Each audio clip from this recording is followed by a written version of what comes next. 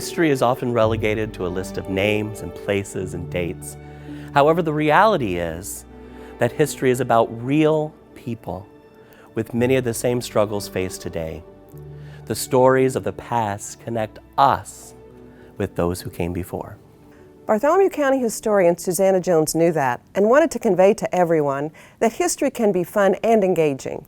In 1985, she wrote an excellent book that covered the first 60 years since our county's founding. Obviously, then as now, there is so much history to document, it would be impossible to capture everything. Still, every story has a beginning, and as Susanna's title states, in our case, it began with Bartholomew.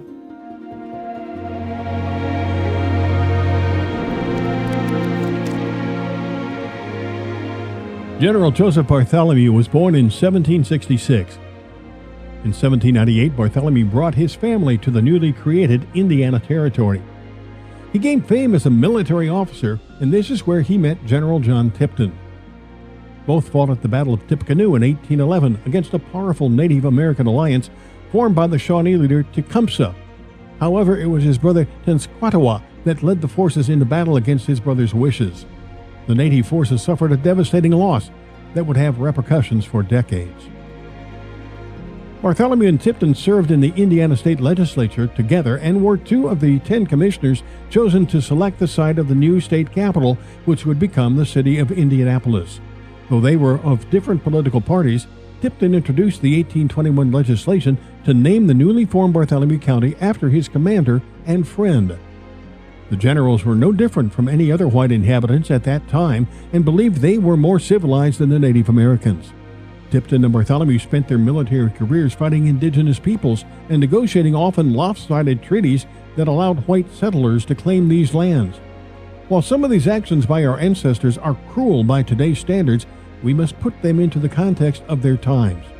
Should men like Bartholomew and Tipton be held up as heroes? Should they be viewed as villains on the wrong side of history? Or perhaps both? Current and future generations will decide those important questions.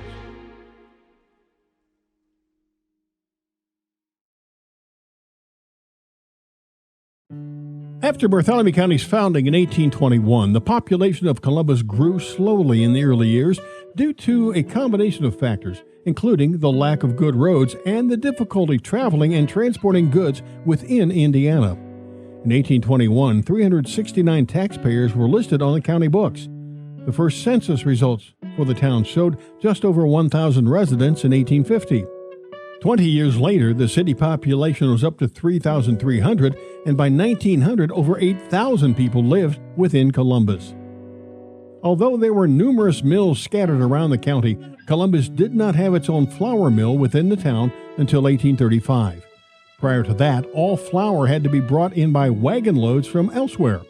In 1837, Columbus was incorporated as a town, but records show that only 35 citizens showed up to vote for incorporation. In 1844, the railroad arrived in Columbus, and dramatic change and rapid growth soon followed. The first cargo train arrived from Madison, Indiana in July of 1844 after almost 8 years of construction. It would take 3 more years for the railroad to reach Indianapolis. Train travel brought increased ability to transport raw materials, goods, and eventually passengers, and led to the demise of transportation by freight wagon, flatboat, or stagecoach. In 1852, the Jeffersonville to Columbus Railroad was completed, bringing a second line through town. The Columbus and Shelbyville line opened in 1853. The location of the first freight depot in Columbus was near the area that is today Mill Race Park. The park is named for a man-made channel of water called a mill race that was cut between 12th Street and 2nd Streets. River water was funneled into a narrow ditch so the water could be controlled and would run fast enough to power the mills and factories which were built near the channel. These were present in many parts of the county where mills were located near waterways. The mill race in Columbus was present until 1888. After the arrival of the railroad, industry grew rapidly. Within a few years, numerous mills had sprung up within the city, including sawmills turning trees into lumber, grist mills grinding wheat into flour, and woolen mills spinning fiber into yarn. The area near the river and the mill race was the center of early industry in the area. A plaque located at the entrance of the park commemorates the location of Mill Race and 10 early companies located in this area. The bricks in the monument wall were taken from a building located in the area in the 19th and early 20th century. The illustrated bird's eye view map from 1886 shows 3 of the factories present at that time: Mooney's Tannery, Cereal Line, and the Crump Brickworks. Mooney's Tannery was founded in the northwest corner of the county in Nineveh Township in 1837. Tanneries turned animal hides into leather products necessary in pioneer life, including saddles, harnesses, boots, and shoes. During the Civil War in 1863, Mooney's was moved to the site between the railroad and the river in Columbus. The new location provided easy transportation of leather being supplied to the Union Army.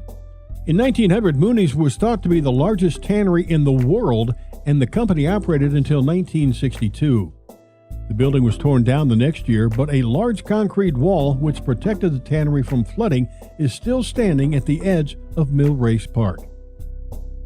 In the background of this photo, another 19th century building is visible, the Cereal Line building.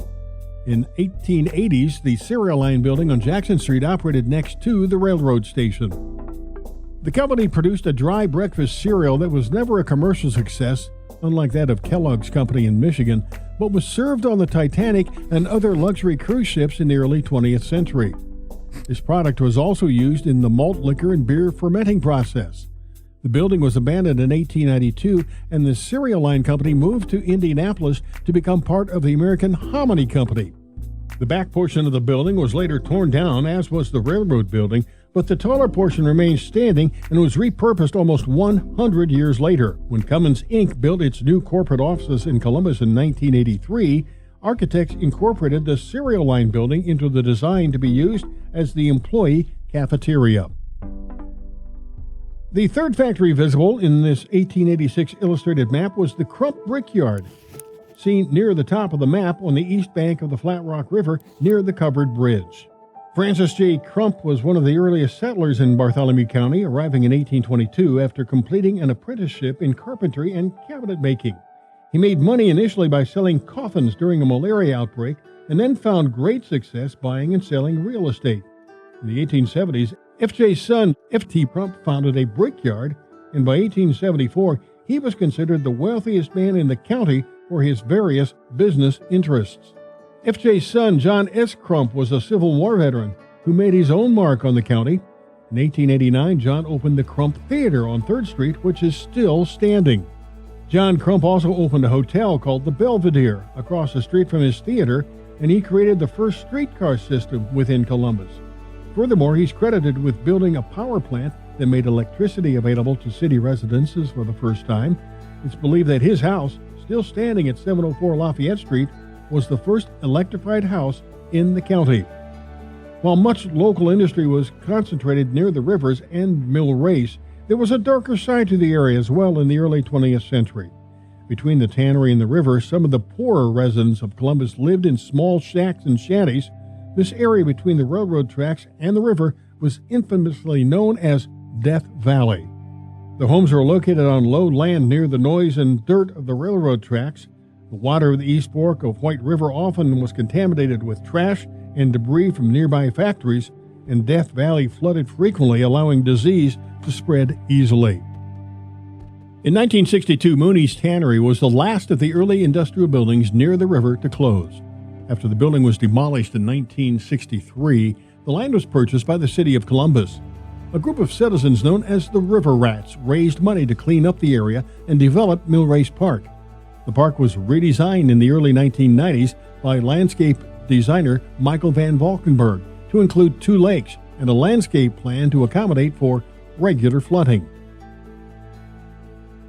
Columbus relied on the rivers near downtown for more than industry. One of the greatest needs for the growing city in the late 19th century was water. At that time, many people took their water straight from the river, which often led to illness.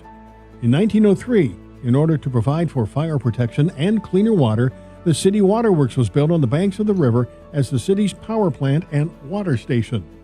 It harnessed water power from the Lowhead Dam over the White River that was constructed around this time and included a gravel water filter to clean the water. The building was built to last with a stone foundation that was 2 feet thick and 17-inch thick interior walls. In 1913, a more modern sand filter was built, which filtered up to 4 million gallons of water each day for the city. The pump house provided water for Columbus until the 1950s, when it was replaced by a series of wells. The building has been used by a variety of businesses since then, including serving as the senior center for over 30 years and a restaurant today. Eventually, Columbus grew away from the river. When the first passenger trains arrived in Columbus, they stopped at a railroad station in the middle of the city known as Railroad Square, which was located where today's First Christian Church stands. This 1886 map shows the tracks crossing Washington Street at an angle at 5th Street, with a station located near the corner of Franklin and 4th Streets. For various reasons, the Pennsylvania Railroad eventually abandoned this site and pulled up the tracks in 1892. They moved their lines and station to the west side of town, where the freight station near Mooney's Tannery was located. The illustrated 1886 bird's eye view map also includes a list of 9 churches present in Columbus at that time. 7 church buildings are visible on the map itself, 3 of which are still standing today. First United Methodist and First Presbyterian continue to worship in the same buildings shown on the map. A third remaining structure is a small church located on 8th Street, which has housed many denominations over the years and today is home to God's House Missionary Baptist. The Christian and Baptist churches shown here were demolished in the mid-20th century when their congregations moved into new Modernist buildings.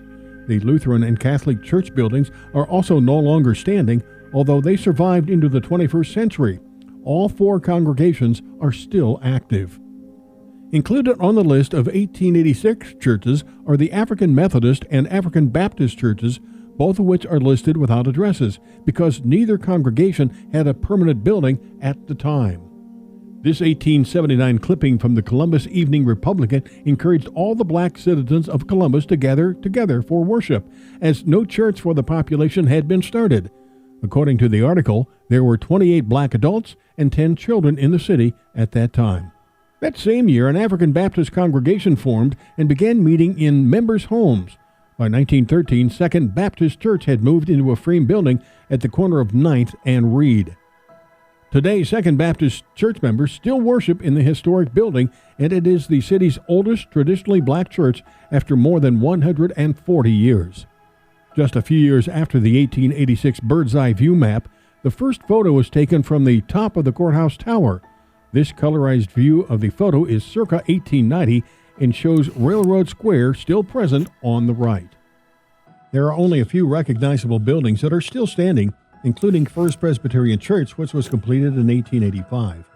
2 historic homes are visible as well. The first is the white building in the middle of the view, which was the John Story home, and which today houses the Columbus Area Visitor Center. The second is the red brick structure just at the right edge of the picture, which was the home of influential businessman Joseph Irwin. This same view from the courthouse taken about 20 years later looks much different, as Old City Hall on 5th Street and Irwin's Bank on 301 Washington Street are now present. Also, there is now a park where Railroad Square previously stood, known as Commercial Park. It was the first park in Columbus when it was dedicated in 1910. The park became a place for gatherings, rallies, and concerts due in part to its proximity to City Hall. The area along 5th Street in downtown Columbus has remained a cultural corridor for over a century and has played an important role in Columbus history. The John Story home on 5th and Franklin Streets was built in 1864 across from Railroad Square. Over the years, it housed fraternal organizations, a furniture store, and the Boys Club. The photo depicts the building in the 1940s. Since the 1970s, the Story home has housed the Columbus Area Visitor Center. A major expansion enlarged the building in the 1990s, and a large Chihuly glass chandelier hangs in the atrium. Just 1 block east of the Story home is another local landmark whose 19th century resident played a prominent role in local history. Joseph Ireland Irwin, the patriarch of the Irwin family, and his wife, Harriet Clementine Glanton Irwin, built a stately brick mansion on 5th Street diagonal from Railroad Square, also in 1864. Although the home is still standing, the exterior appearance has changed dramatically since construction. First, it was renovated in the 1880s to add a 3-story tower at the entrance on 5th Street. In the 1910s, another major renovation doubled the size of the home. At that time, a sunken garden was also added, modeled after gardens in Italy. Joseph Ireland Irwin was born in Indiana and came to Columbus in 1846 to make his fortune. He began his career in a dry goods store and soon had the money to buy the store. Irwin kept a safe in his store that was the largest in town, prompting others to bring their money to the store for safekeeping. In 1870, Irwin opened his own bank. In 1881, the bank moved to the building at 301 Washington Street. From this building, Irwin ran a growing business empire, which included toll roads, the first local telephone in 1878, the electric streetcar system called the Interurban, and more. Irwin's bank grew and in 1928 merged with another local bank called Union Trust to become known as Irwin Union Bank. In the 1950s, the bank moved into a modernist building at 5th and Washington Streets, and it survived until 2009. Joseph Irwin had 2 children, W.G. Irwin and Linnie Irwin. His children, grandchildren, and great-grandchildren, along with their spouses, would make their own marks on local history. The extended family became known as the Irwin-Sweeney-Miller family. As several generations of the Irwin-Sweeney-Miller family worked together, many lived in the historic Irwin home, which remained in the family until 2009, when it was purchased and transformed into a bed and breakfast. Old City Hall was located on 5th Street. It was built in 1895 across the street from Railroad Square and diagonal from the Story Home. The building was designed by local architect Charles Sparrow, who was responsible for many of Columbus's important buildings around the turn of the 20th century, including homes, churches, commercial and public buildings. Several of Sparrow's buildings survive. In addition to housing offices of the mayor and other city officials, Old City Hall was used for many other purposes. Initially, a farmer's market was located in the basement, and a large auditorium on the 2nd floor was utilized for music programs and basketball games. One of the most famous figures to play basketball on the floor in City Hall was Azalea native and Columbus High School graduate Chuck Taylor. He would later go on to fame as a shoe salesman and designer. His namesake, Chuck Taylor All-Stars, are still a best-selling shoe. In 1981, Columbus moved its City Hall to a new, modern building on 2nd Street designed by Skidmore, Owings, and Merrill architects. Old City Hall later became a bed and breakfast and now houses a law firm with condominiums on the upper floors. Thanks to the efforts of several women's literary clubs, a 2-room library opened in 1899 in City Hall and was an immediate success. Due to its popularity, local citizens realized quickly they needed a larger library and appealed to Andrew Carnegie, philanthropist and benefactor of libraries across the country. Carnegie donated $15,000, and the Columbus Public Library was dedicated in 1903 at the corner of 5th and what is today Lafayette. The building was designed to look like a book standing open with the door in the spine of the book. In 1922, City Council and County Commissioners agreed that the library should be opened up to all residents of the county, and the library was renamed the Columbus Bartholomew County Public Library. By the 1950s, the community began discussing the need for a bigger, better building. Head librarian Cleo Rogers became a tireless advocate for a new space, and renowned architect I.M. Pei was chosen to design it. Rogers died in 1964, and the library board decided to dedicate the new county library to her memory. In 1969, the Cleo Rogers Memorial Library opened just behind the old library, which was soon demolished. I.M. Pei believed the library should be the cultural center of the city. To achieve this, the stretch of Lafayette Streets between 5th and 6th Streets was permanently closed, and a large brick plaza was constructed where the previous library had stood. Local philanthropists J. Irwin and Xenia Miller donated the Henry Moore sculpture Large Arch to anchor the space. Over more than 50 years, concerts and community gatherings have been held here. Through the main library, as well as the Hope Branch, the Bookmobile, and community outreach, the library has grown and adapted to the county's ever-changing needs for over 100 years to become the community's crossroads for lifelong learning. Behind the original Carnegie Library sat the Tabernacle. Officially named the Tabernacle Christian Church, it was built on what was then Mechanic Street in 1878.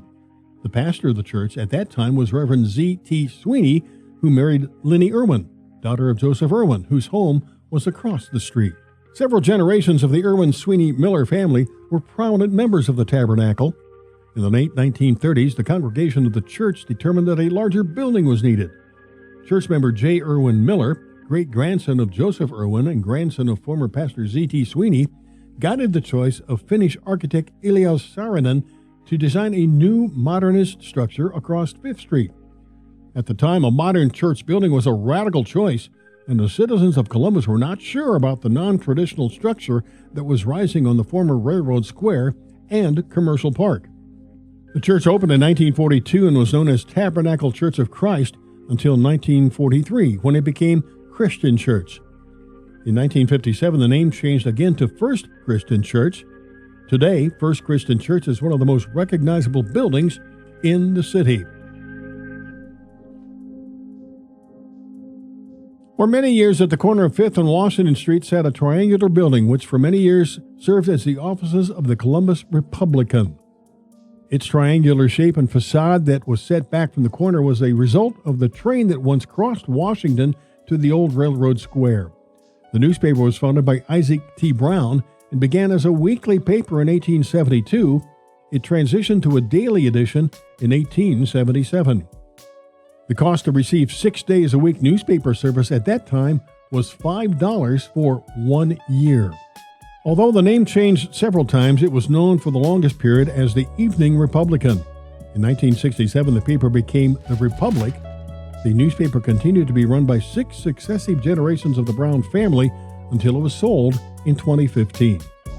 While the Republican was the longest-lasting newspaper and the Republic continues to serve as the paper of record for Bartholomew County, there were many other competitors in the early days, including the Columbus Chronicle, which was founded in 1831.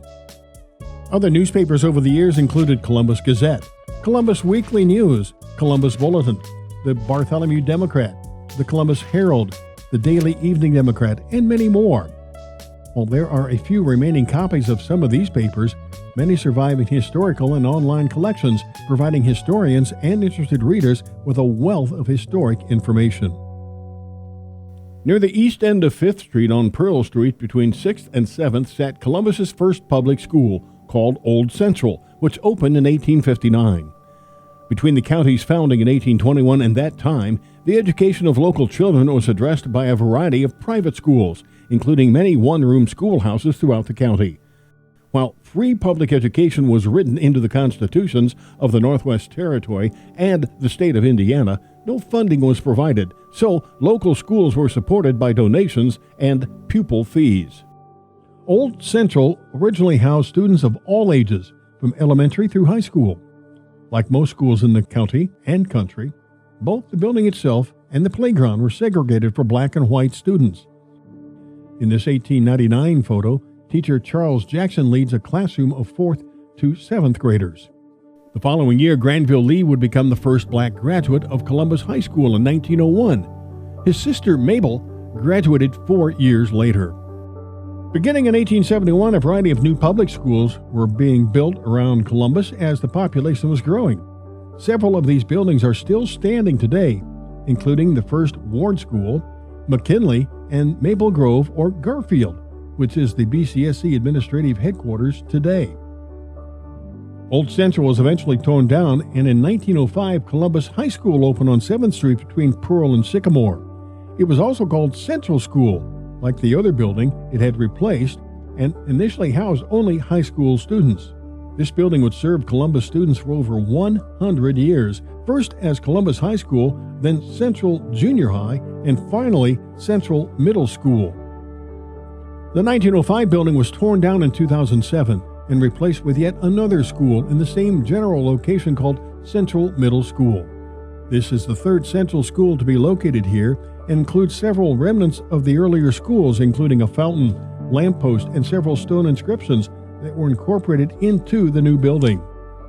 This inscription, "To Our Children," can be found in a prominent location inside the new Central and was once located over the door of the 1859 building. Also in 1905, the city's black population had grown enough to qualify for a separate school for younger children. At this time, there were only 5 black high school students, and they remained at Columbus High School. Some citizens felt it unfair that black residents had helped pay for the new Central School building with their tax money, but black children were not allowed to attend Central. Nonetheless, the Booker T. Washington School opened in a small frame building that had been moved from the grounds of the high school to a new location at 14th and Union Streets. The school served grades 1 to 7 until it was closed in 1922 due to declining enrollment. From that point forward, schools in and around Columbus were integrated. Nothing remains of the Booker T. Washington building, and no photos are known to exist, but an historic marker reminds passers-by of this important piece of local history. High school students in Columbus remained downtown in the 1905 building until the 1950s, when construction began on a new high school complex on 25th Street on the north side of town. After a public fundraising campaign raised several $100,000 in just 2 weeks, Memorial Gymnasium opened in 1954, 2 years before the high school itself welcomed students. In 1972, a second high school called Columbus East opened across town after the number of Columbus High School students had grown to over 900 in each class. The former Columbus High School became Columbus North High School.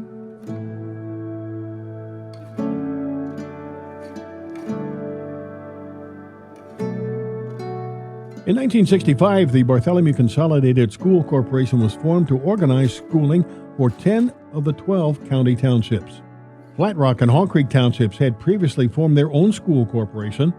Throughout the 1950s and 60s, the community embarked on an ambitious program of school construction to meet the needs of the growing community.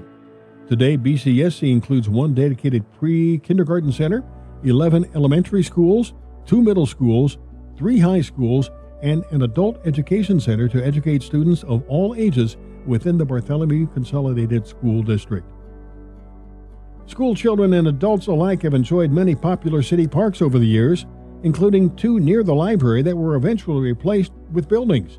Commercial Park, which from 1910 to 1941 was located where First Christian Church now stands, and Irwin Park, which from 1947 to 1968 was located on the now closed sections of Lafayette where the library is today. Another park north of 17th Street between Lafayette and Chestnut has welcomed visitors for over 100 years. Donner Park, formerly known as Perry's Woods.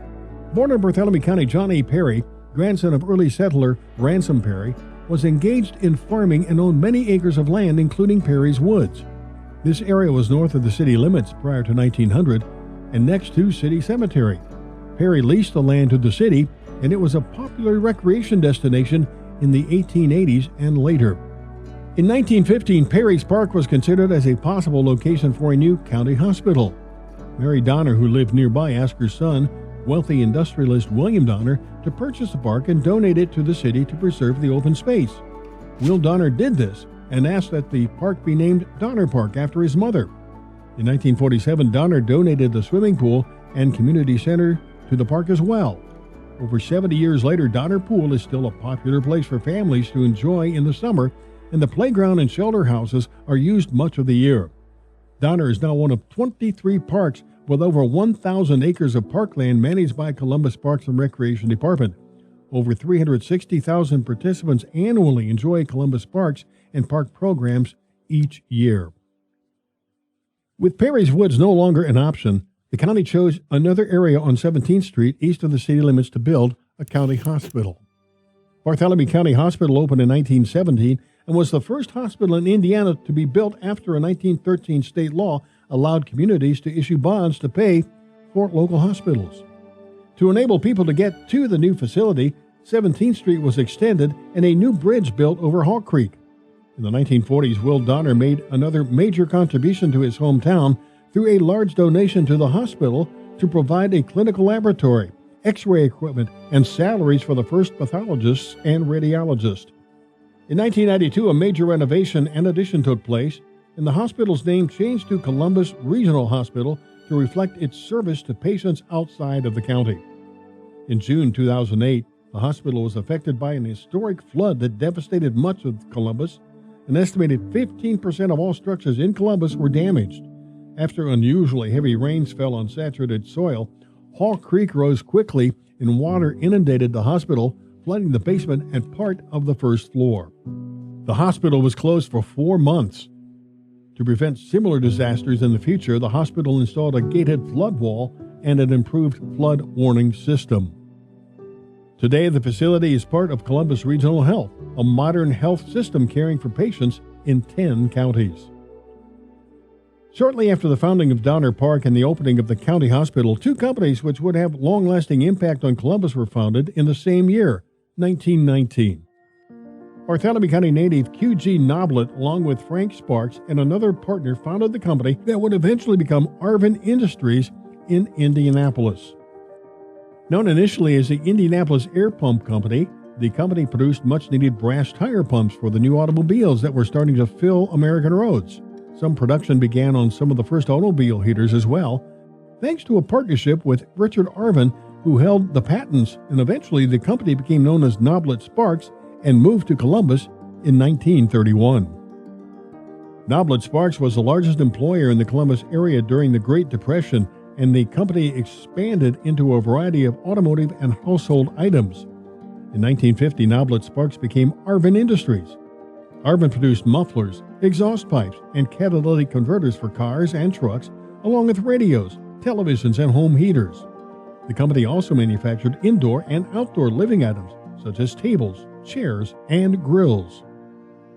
In 1969, Arvin had 8,000 worldwide employees and in 1987 reached $1 billion in sales. After a merger in the year 2000 formed Arvin Meritor, its influence locally declined. In 2011, Meritor divested the last of the former Arvin interest and dropped Arvin from the company name. French firm Forcia ultimately purchased the exhaust business and manufacturing plants and still produces many products in Bartholomew County. Unlike Arvin, Cummins Inc., founded in 1919 by Clessie Cummins and W.G. Irwin, is still a major manufacturing influence in Bartholomew County. W.G. Irwin was a businessman, investor, and son of Irwin's bank founder Joseph Irwin. Clessie was an inventor and the Irwin family's mechanic and chauffeur. While working for Irwin, Clessie operated an automobile repair business and opened the Cummins Machine Works. In 1919, with Irwin's financial backing, Cummins Engine Company was incorporated. The men worked together for 19 years before turning their diesel engine enterprise into a profitable business. Throughout the mid to late 20th century, the company continued to grow. In 1956, Cummins opened its first international factory, and in 2005, international sales outpaced national sales for the first time. Today, there are many Cummins facilities in Indiana, including several within Columbus. Plant 1 is located in the south end of Central Avenue as one of the company's large manufacturing facilities. The Cummins Tech Center is on the east side of Central on Hall Creek. It opened in 1967 to focus on research and innovation. Today, Cummins Inc. is an international Fortune 200 company producing engines, filtration, and power generation products. Cummins is the largest employer in Bartholomew County and one of the largest employers in the state of Indiana. The company's corporate headquarters remains in Columbus and is located on Jackson Street at the site of the 19th century cereal line mill. As Cummins grew throughout the 20th century under the leadership of W.G. Irwin's great-nephew, J. Irwin Miller, the company started one of the first corporate foundations in the nation in 1954. Miller believed that Columbus should be the very best community of its size in the country. In part to achieve these goals, the organization made its first grant in 1957 to support architecture fees for Lillian C. Schmidt Elementary, which was designed by renowned architect Harry Weiss.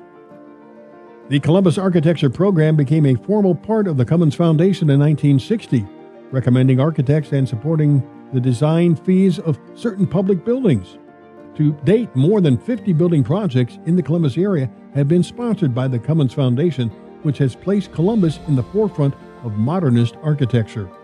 As a result of the Foundation's architecture program, Columbus has become an internationally known attraction for those interested in modernist architecture.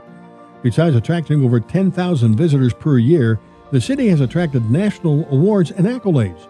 In 1991, the American Institute of Architects ranked Columbus 6th in the nation for architectural innovation and design behind the much larger cities of Chicago, New York, Boston, San Francisco, and Washington, D.C.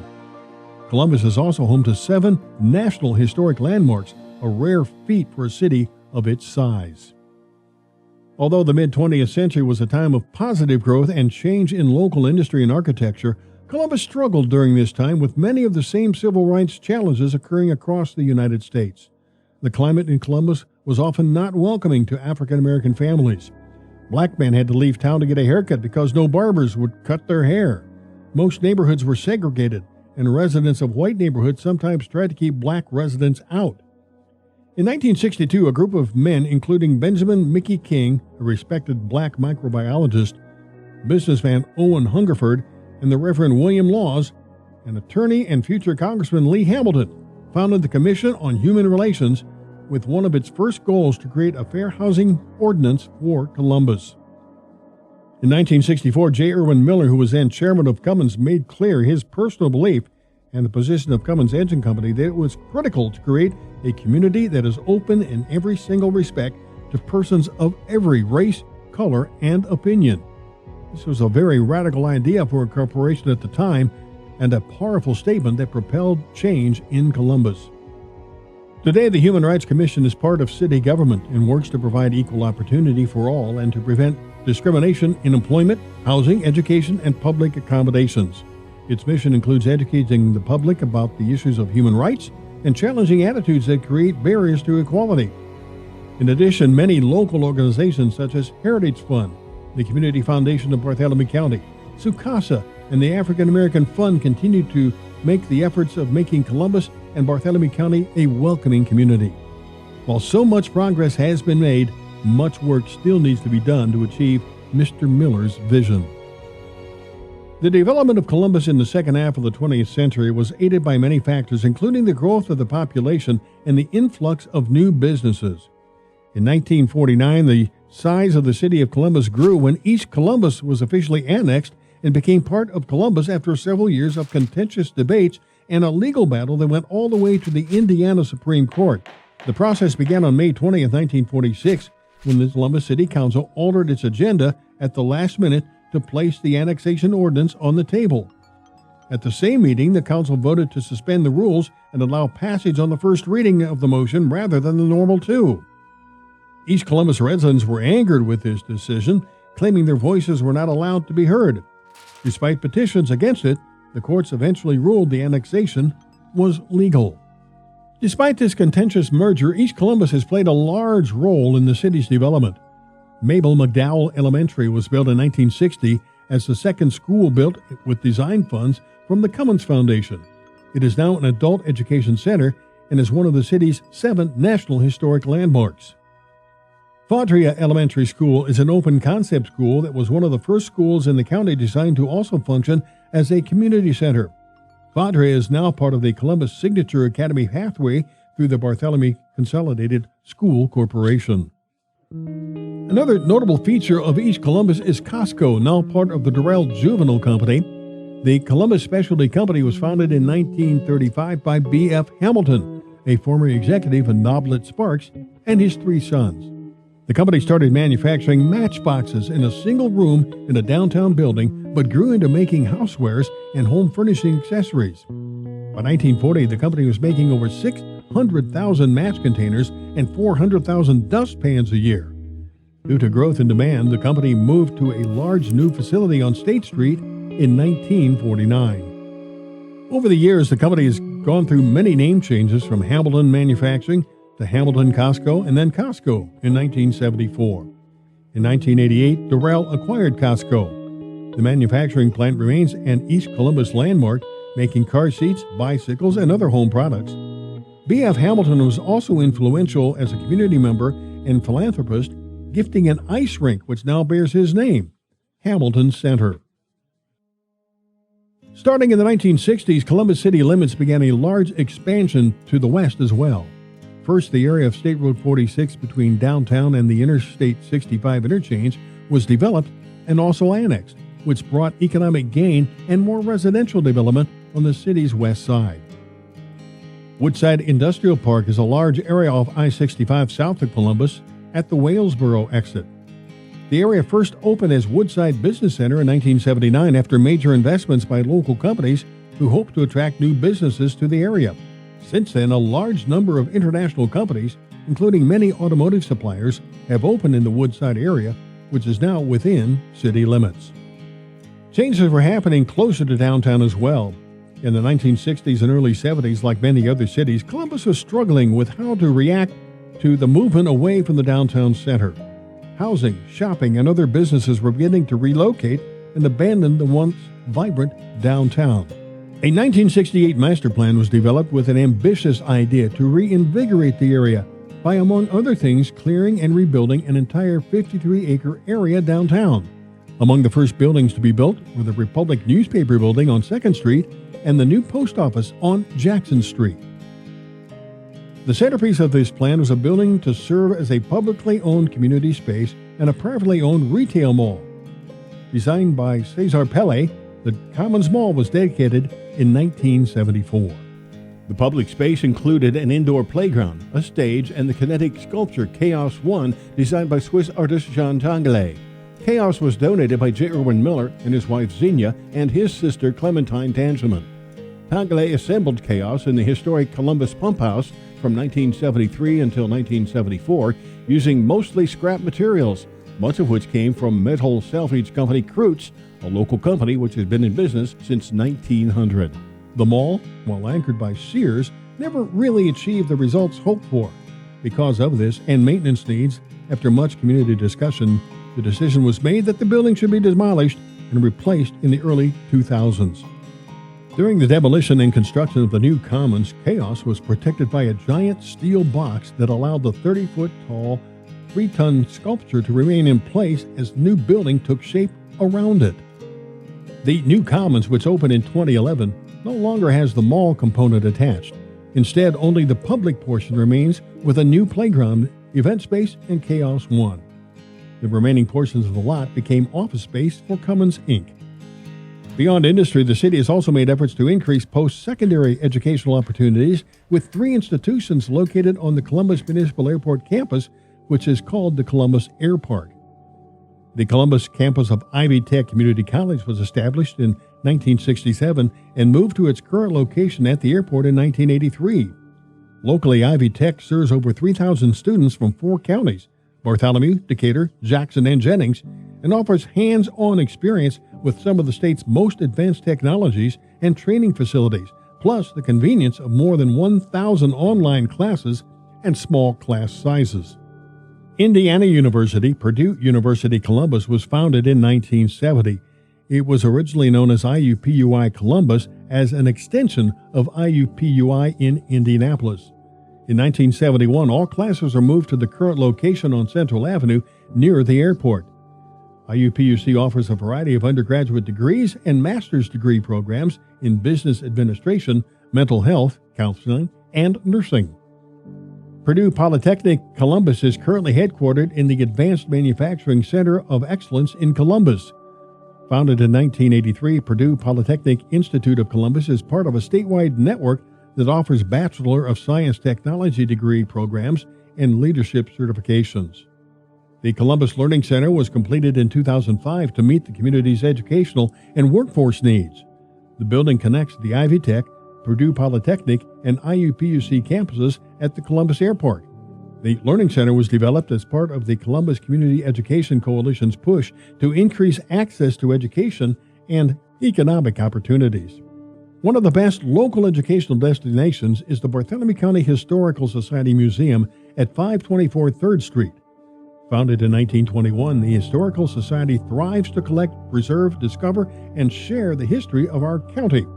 Originally located in the basement of the county courthouse, BCHS moved to its present location in 1973.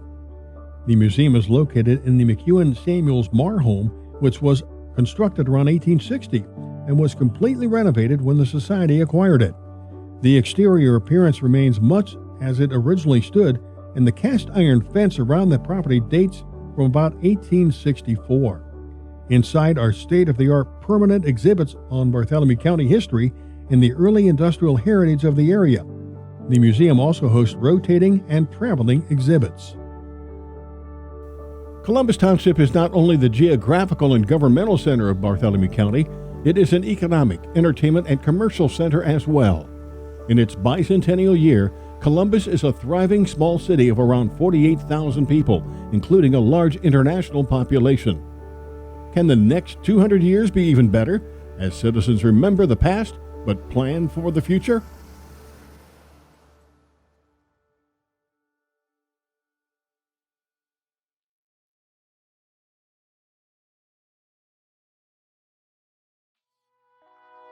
For over a century, the Bartholomew County Public Library and the Bartholomew County Historical Society have worked to discover, collect, preserve, and share the stories of the people who made Bartholomew County what it is today. We are indebted to the previous work of individuals who believed, as we do, that the knowledge of our collective history is critical to understanding our present and as a valuable tool for informing the future. People like George Pence, Vida Newsom, Ross Crump, Susanna Jones, Harry McCauley, and Tammy Stone Iorio all made it their life's work to think about the generations who came after and to make sure our history was not lost. No matter if your family has been here since the county's founding in 1821 or if you recently located here, Bartholomew County's story is your story. Be inspired by those that came before you and determine from their struggles and their triumphs what can be your story and how can you make an impact. History is happening every day. Don't let it pass you by. We're very grateful and excited to be a part of this lifelong journey with you.